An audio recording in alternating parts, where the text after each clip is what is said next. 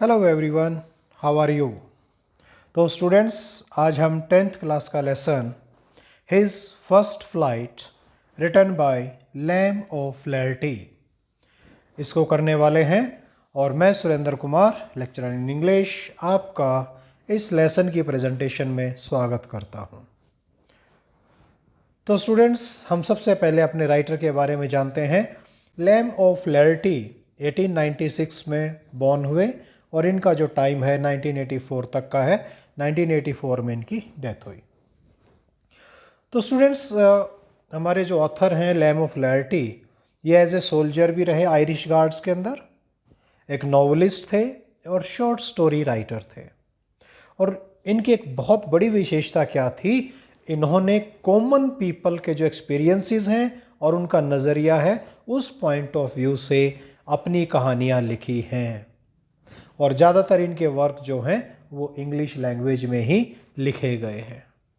और ये स्टोरी भी बहुत खूबसूरत कहानी है, जिसे आप ज़रूर इसका जो है आनंद लेंगे। तो चलिए जानना चलेंगे सीगल्स एंड देयर लाइफ कैसी होती है। पहले हम इसको जानते हैं। तो सबसे पहले पहला स्टेप जो लाइफ का है, वो सभी के लिए कुदरत ने एक स्टेप डिसाइड किया है कि हमें पहला स्टेप जब लेना है तो नेचर क्या कहती है कि all young ones of all birds and animals have to take first step of their own. उन्हें अपना पहला कदम अपने आप लेना है विदाउट पेरेंट्स की हेल्प के।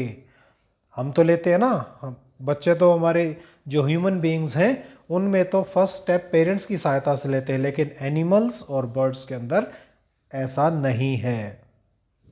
तो लाइफ ऑफ सीगुल्स जो है वो एक एक्सेप्शन नहीं है। उन्हें नेचर के हिसाब से ही चलना है। सभी पशु पक्षी बर्ड्स ये सब नेचर के हिसाब से ही आगे चलते हैं। द सीगल्स, अब सीगल्स की एक बहुत बड़ी विशेषता क्या है, they live in high cliffs. Cliffs means जो पहाड़ी की चोटियाँ होती हैं, ऊंचाई पर होती हैं और समुंदर की साइड फेसिंग में बड़ी ऊंची चट्टानों पर रहते हैं। Young seagulls have to take first flight. उन्हें जो फर्स्ट फ्लाइट लेनी होती है उस हाइट से लेनी होती है जिस हाइट पर उनके जो पेरेंट्स हैं अंडे देते हैं और जहाँ पर बच्चे बड़े होते हैं। और ये जो फर्स्ट फ्लाइट है उनके जीवन का सबसे महत्वपूर्ण हिस्सा है। यही उनके सर्वाइवल की एक कड़ी है। यही कड़ी डिसाइड करती है कि उनका जीवन कैसा रहेगा। और ये भी इम्पोर्टेंट है कि उनके जो पेरेंट्स हैं उनकी उसके बाद देखभाल नहीं करेंगे। यानी जब वो फर्स्ट फ्लाइट ले लेंगे, वो शिकार करना सीख जाएंगे, तो उसके बाद वो अपने पेरेंट्स से फ्री हो जाएंगे। उनका फिर उनके पेरेंट्स का जो है रास्ता अलग हो जाता है। ये एक पिक है सीगल की। तो ये इस तरह के सुंदर से पक्षी होते हैं जो हाई चट्टानों पर ऊंचाई पर रहते हैं और समुंदर को फेस करते हुए। अब इस कहानी की थोड़ी सी बैकग्राउंड जान लेते हैं। थोड़ा सा इस कहानी का हम किस वजह से करने वाले हैं ये जान लीजिए। एक सीगल फैमिली है, जैसा मैं पहले डिस्कस कर चुका हूँ। ये हाई क्लिफ नियर सी वहाँ रहते हैं, ये भी मैं आपको बता चुका हूँ। और इस फैमिली के अंदर क्योंकि सीगल बर्ड होता है, तो हमने फादर सीगल, मदर सीगल और उनके 4 न्यूली बॉर्न सीगल्स हैं, यानी उनके 4 बच्चे हैं। यानी कुल मिलाकर 6 का ये परिवार जो है उस ऊंची चट्टान के ऊपर रहता है। और अब जब कहानी शुरू होती है तो टाइम आ गया है कि जब ये चारों बच्चे जो हैं वो अपनी पहली फ्लाइट लें। यानी चारों बच्चे अपनी पहली फ्लाइट के लिए तैयार हैं, उड़ने के लिए तैयार हैं। आज वो अपने जीवन का पहला कदम, अपनी जो लेज है, अपना जो घोंसला कह लो आप चट्टान के ऊपर, उस घोंसले से बाहर, उस लेज से बाहर आज ये पहला कदम रखने वाले हैं। और स्टूडेंट्स, क्या कहा गया है, ब्रेव डिजर्व्स द विक्ट्री। जो बहादुर होते हैं वही विजयी होते हैं। चलिए देखते हैं सभी सीगल्स के साथ क्या हुआ। तो success story of his brothers and sister. यानी हिज हमने जो वर्ड यूज किया है उस यंग सीगल के लिए किया है जो बाद में उड़ा है, जो हमारी कहानी का मेन पात्र है, जिसको एक कैरेक्टर बनाकर ये कहानी लिखी गई है, तो हमने हिज वर्ड उसके लिए यूज किया। तो उसके ब्रदर और सिस्टर की सक्सेस स्टोरी जान लेते हैं। तो वो फर्स्ट फ्लाइट के लिए तैयार हैं, ये हम बात पीछे कर चुके हैं। फिर वो हंटिंग सीखते हैं, मीन्स मछली पकड़ना सीखते हैं। All young seagulls of the family try to fly one by one, और एक एक करके उन्होंने उड़ने का प्रयास किया। और एक दिन seagulls two brothers and sister made their first effort, और आज उन्होंने अपना पहला प्रयास किया। और प्रयास करके क्या हुआ, वो अपनी brink of ledge, ledge means वो घोंसला, वो जगह जहाँ पर वो रहते हैं, और उसके किनारे तक वो आए। फ्लैप देयर विंग्स, अपने पंखों को फड़फड़ाया। And with full faith on their wings, अपने पंखों पर उन्हें पूरा विश्वास, और उन्होंने पहला जंप हवा में लेकर वो उड़ चले। और वो सक्सेसफुल फ्लाइट रही, क्योंकि उन्हें अपने आप पर भरोसा था, उन्हें अपने पंखों पर भरोसा था। दे बिलीव्ड इन देमसेल्फ, और जो अपने आप पर विश्वास रखता है वो बहुत जल्दी जो है कामयाबी जो है उनके पास आने लगती है। तो वो सक्सेसफुल फ्लाइट रही। तो courage to take that deep plunge, full faith on their wings, और वही सक्सेस स्टोरी होती है। जैसे आपके साथ है, आपको अपने ऊपर विश्वास है, आपका एम क्लियर है, और जब एम क्लियर है, विश्वास है अपने आप पे, आप में हिम्मत है वो काम करने की, तो आपको सफलता से कोई नहीं रोक सकता। इसी तरह से जो यंग सीगल है, उसके 2 भाई और 1 बहन, वो अपने लाइफ के पहली जो स्टेप था उस पे कामयाब हो गए। अब हमारे जो कहानी का मेन कैरेक्टर है यंग सीगल, ये उसके पहले प्रयास को हम जानते हैं। ये पहला प्रयास डिसाइड करेगा कि उसका जीवन कैसा होने वाला है। तो फियरफुल है। हम सबसे पहले क्या जानते हैं, जब हम स्टोरी पढ़ते हैं तो हमें पता चलता है वो डरपोक है।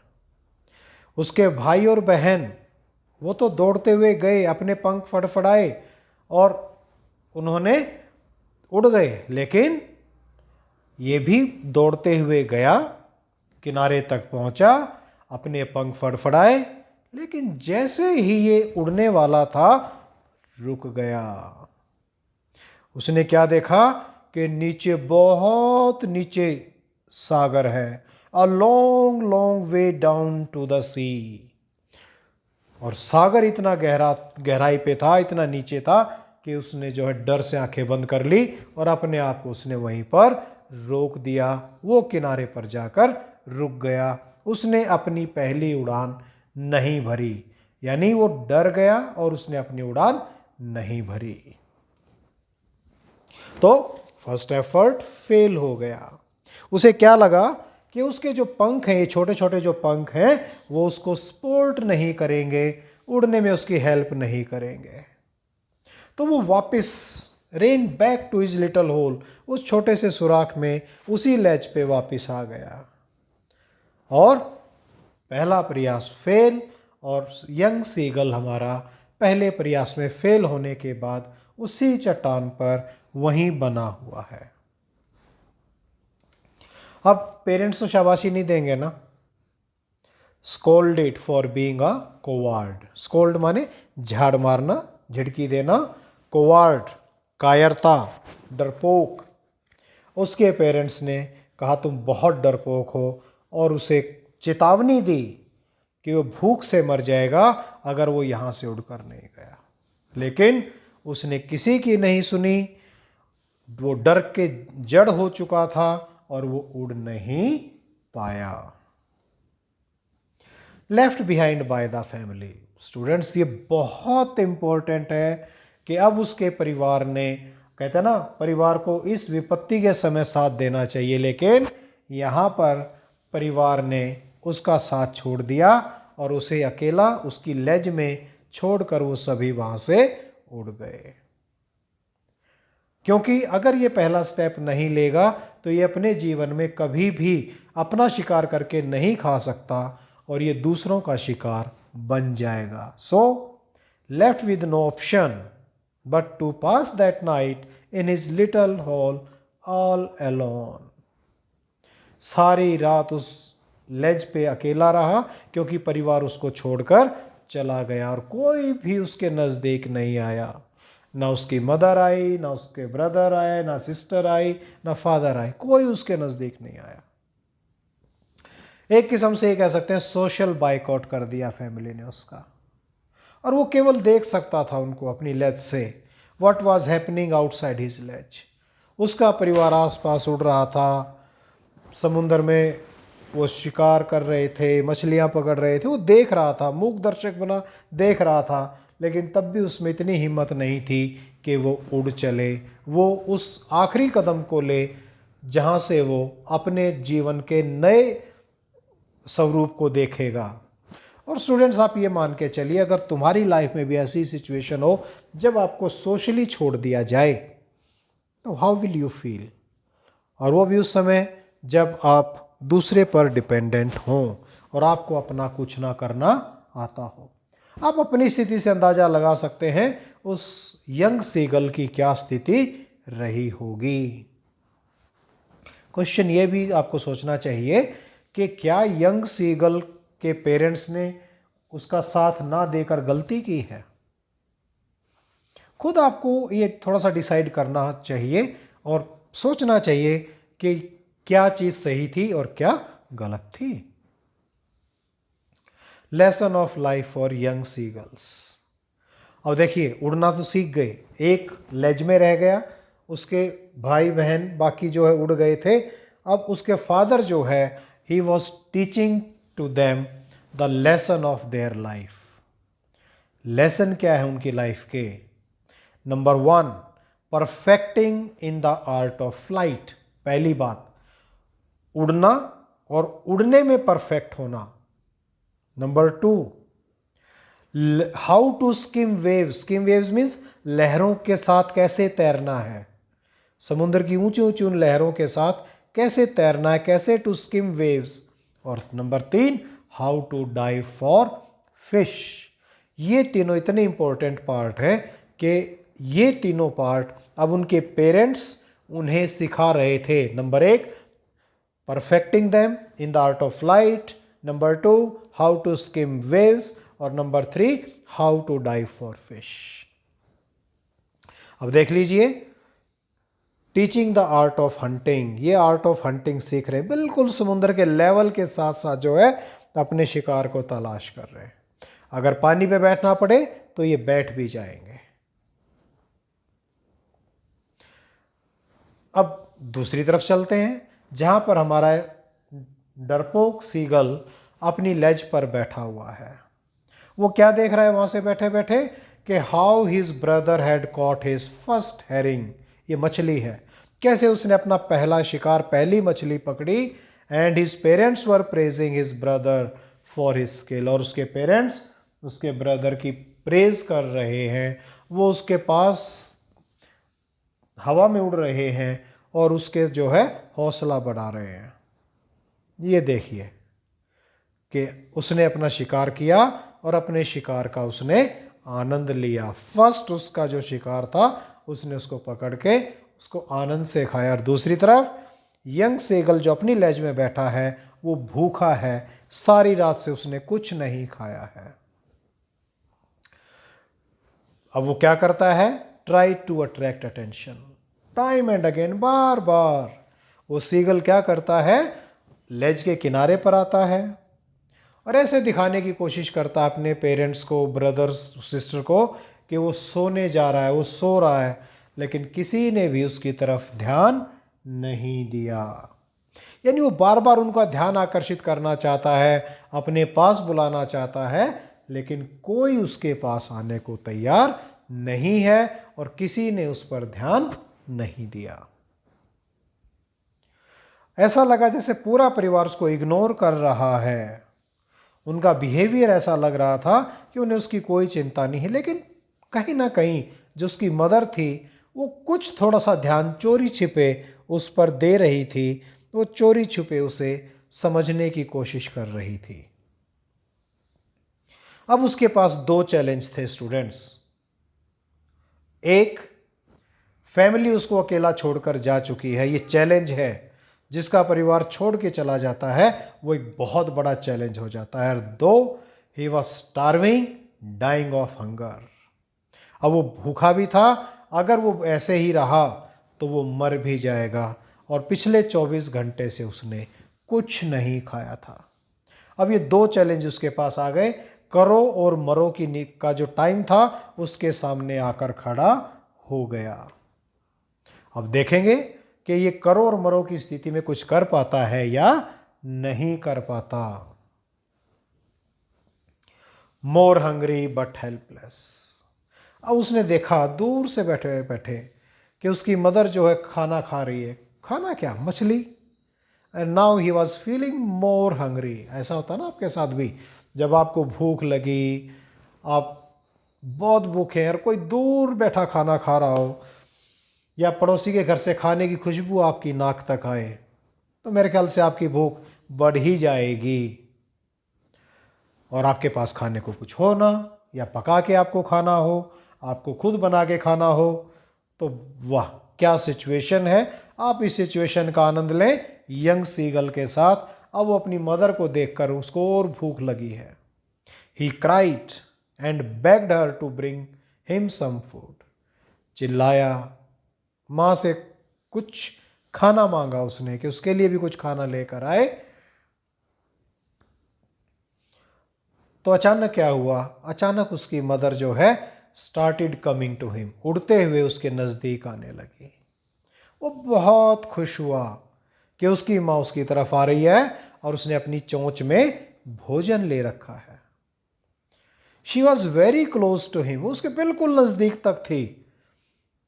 And the sight of food maddening him. और वो खाना देखकर, क्योंकि 24 घंटे से भूखा था और खाना देखकर वो पागल हुआ जा रहा था, लेकिन माँ उसके इतना नज़दीक नहीं थी कि वो उसकी चोंच से खाना ले सके।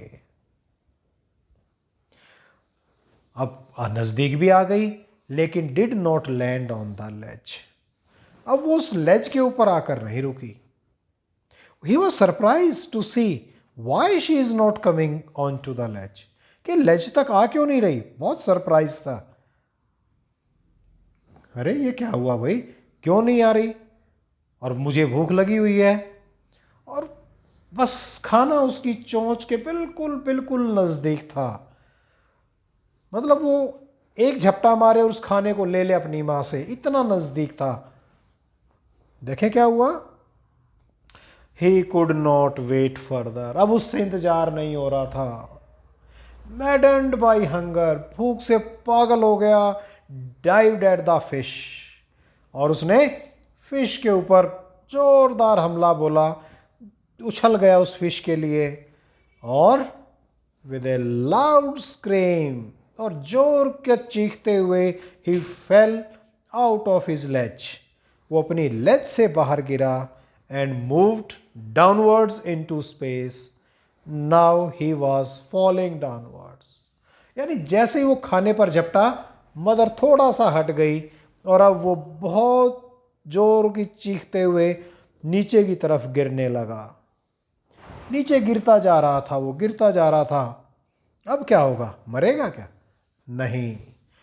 Monstrous terror seized him. भयानक डर के मारे वो जड़ हो चुका था, उसे कुछ सुनाई नहीं दे रहा था। He was falling falling and falling downwards, लगातार गिरता चला जा रहा था नीचे। But this fall lasted for a few moments only. केवल 3-4 सेकंड 5 सेकंड तक ये गिरना चला। The next moment he felt his wing spread outwards. और अगले ही पल उसको क्या महसूस हुआ कि उसके पंख अपने आप बाहर की तरफ फैल गए। उसे महसूस हुआ कि अरे मेरे पंख तो अपने आप खुल गए, outwards. The wind rushed against his breast feathers. उसकी जो चेस्ट पे फेदर से हवा उनसे टकराई, फिर उसके पैरों पेट के नीचे एंड अगेंस्ट हिज विंग्स, और उसके पंखों के against. Now he could feel the tips of his wings cutting through the air. अब उसे क्या महसूस हो रहा था कि उसके जो पंखों के जो एज थे, जो किनारे थे, वो हवा को काट रहे थे, यानी वो हवा के अंदर थे और वो उड़ रहा था। Flapped his wings first time. Now he was not falling headlong now. अब वो सीधा नीचे नहीं गिर रहा था।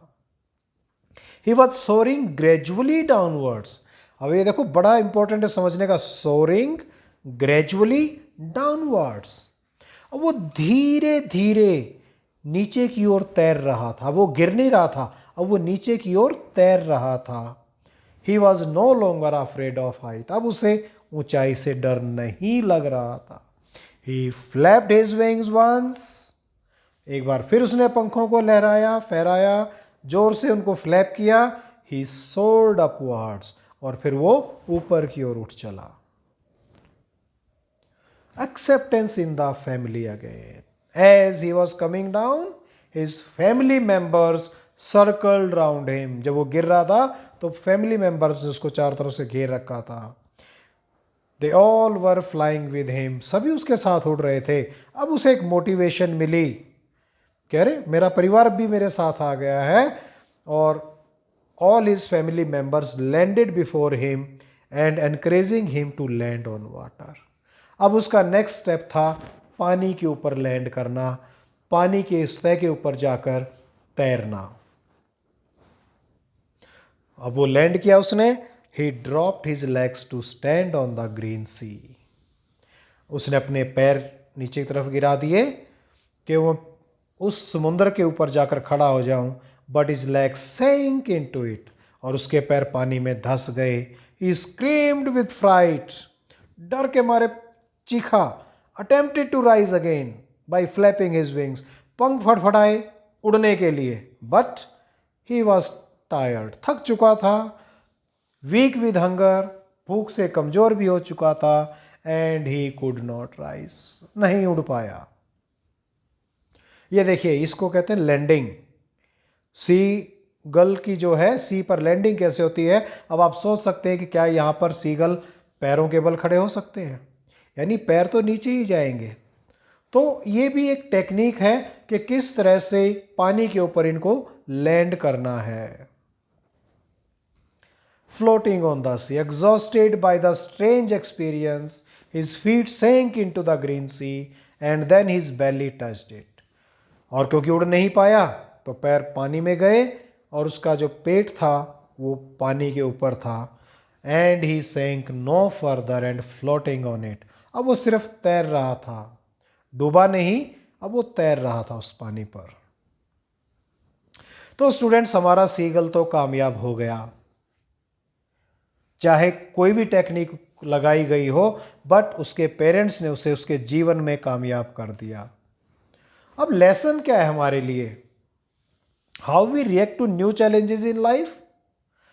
देखो, हमारे सामने हर रोज हर पल एक चैलेंज होता है, हम उसके प्रति रिएक्शन क्या होती है? क्या हम उस चैलेंज को छोड़ दें, यार छोड़ो ना, कौन करे, या हम उस चैलेंज को स्वीकार करते हैं और अपने आप को आगे लेकर जाते हैं? Do we choose our course of action? क्या जो काम हमें करना हम उसको चुनते हैं, या are we force to involve into it, या हमें मजबूर करते हैं, किस्मत हमें मजबूर कर दे कि हमें उसमें घुसना ही पड़ेगा। विच मीन्स हमें एक्सेप्ट करना होता है चैलेंज को, बाय चॉइस करना चाहिए या बाय कंपल्शन है, ये बहुत बड़ा फर्क है। अगर हमने चॉइस करके लिया तो हम पूरे दिल से काम करेंगे, अगर हमें थोपा गया तो हम दिल से काम नहीं करेंगे। जैसे हमारी पढ़ाई है, हमारा करियर है, हम भविष्य में कहाँ जाएंगे, ये एक चैलेंज होता है। अगर हमने अपनी पढ़ाई को, हमने अपने सीखने को, अगर हमने मन से लिया, दिल से लिया, दिल से हम सीखना चाहते हैं, तो हम जीवन में कामयाब बनेंगे। लेकिन क्योंकि हमें स्कूल भेजा गया है केवल इसलिए कि पढ़ना है, हमें भेजा गया है, हम स्कूल आए नहीं हैं, हमें पढ़ने भेजा गया है, और टीचर ये सोचता है कि ये पढ़ जाएं, पढ़ते रहें। तो अगर आप इसी ढर्रे पर चलते रहेंगे, अगर आप ये प्लान नहीं करेंगे, कि नहीं, मैंने जीवन में कामयाब होना है, मैंने पढ़कर आगे निकलना है, ये मेरी चॉइस है, ये मेरी मजबूरी नहीं है, तो आप जीवन में ज़्यादा कामयाब होंगे, बेहतर जगह पर आप होंगे। तो स्टूडेंट्स, उम्मीद है ये लेसन आपको समझ में आ गया होगा। Thank you everyone. और उन लोगों का, उन साइट्स का भी धन्यवाद जिनकी ये पिक्चर मैंने ली है, मटेरियल मैंने जो लिया है, ताकि आपको मैं ये लेसन क्लियर कर सकूं और आप स्टूडेंट्स बहुत अच्छे से इस लेसन को, इस कहानी को समझ पाएं और अपने जीवन से जोड़ पाएं। Thank you everyone, thank you very much.